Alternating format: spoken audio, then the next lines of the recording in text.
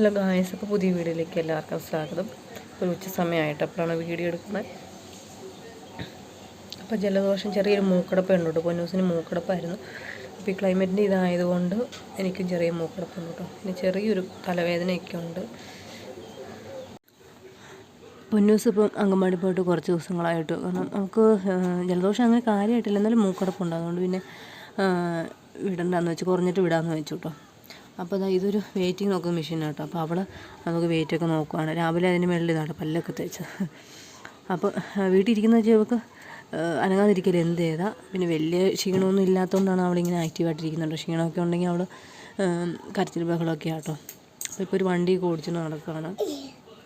പിന്നെ ഇപ്പം നല്ല വെയിലും ഒക്കെ കാറ്റുമാണ് കേട്ടോ.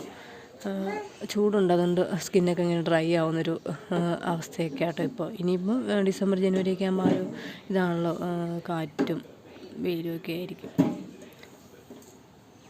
അത് പോയി പണിയില്ലേ, എടുത്തു വെച്ച്. അയ്യോ, മണ്ണ് വരാതെ കൈ കഴുകി. മണ്ണ് വരില്ല, ഉടുപ്പേ തൂക്കില്ല, കൈ കഴുകുക. നമ്മൾ പറ്റുന്ന ഒച്ച കേൾക്കുന്നു.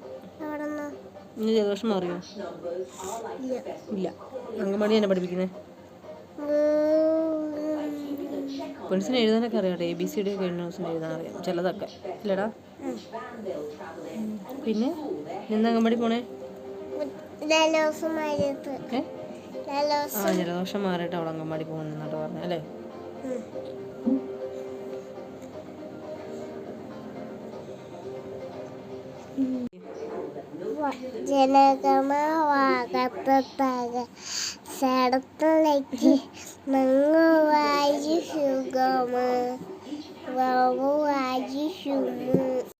അപ്പോൾ പൊന്നൂസിന് ചോറ് കൊടുക്കാനായിട്ട് എടുത്തിട്ടോ. കുറച്ച് തക്കാളിക്കറിയും പിന്നെ ഇതാ കൊഴുമീൻ വറുത്തു കേട്ടോ. കുറച്ച് എടുത്തോളൂ, ചിലപ്പോൾ അവൾ തിന്നിയില്ല. അപ്പോൾ ആവശ്യത്തിന് എടുത്താൽ മതിയല്ലോ എന്ന് ഓർത്ത് അത്രേ എടുത്തുള്ളൂ കേട്ടോ. കാണത്തില്ല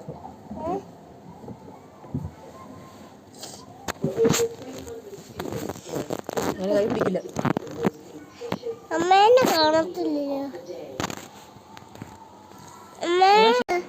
ഞാനും ചോറിന് കേട്ടോ ഗൈസ്. ഇപ്പോൾ ചോറിനിട്ട് വരാം. ചോറ് കൊണ്ട് കഴിഞ്ഞിട്ട് കുറച്ച് നേരം വന്ന് കിടന്നു കേട്ടോ. ഇപ്പോൾ പൊന്നൂസ് ചെറിയ വഴക്കാണ്. പൊന്നൂസിന് ഫോൺ കൊടുക്കണമെന്നും പറഞ്ഞ് പൊന്നൂസ് ചെറിയ വഴക്കുണ്ടാക്കിയിരിക്കും കേട്ടോ. പൊന്നൂസ് ഇതാ ഇവിടെ അരിക്കകത്ത് പണിയാണ് കേട്ടോ. കരി മാത്രം പറഞ്ഞ കേൾക്കില്ല. അരി എടുത്ത് വായു വെച്ചാക്കല്ലോ കേട്ടോ.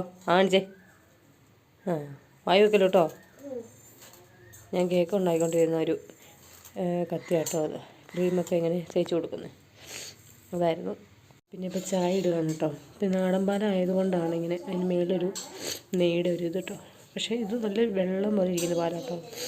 മറ്റേ കുട്ടുപാൽ പോലെയല്ല, കൊഴുപ്പ് കുറവാണ്.